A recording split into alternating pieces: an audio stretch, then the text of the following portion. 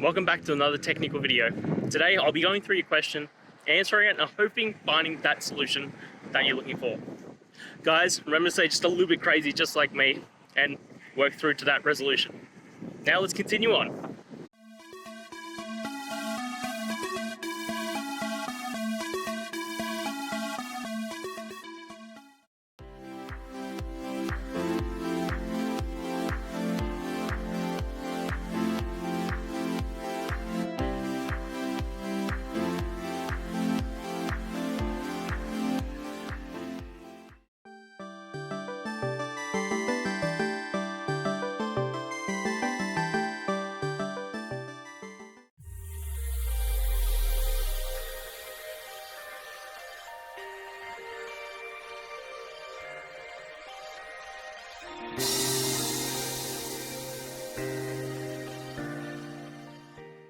And that's it, guys. We've gone through, answered your questions, and hopefully found that solution that you're looking for.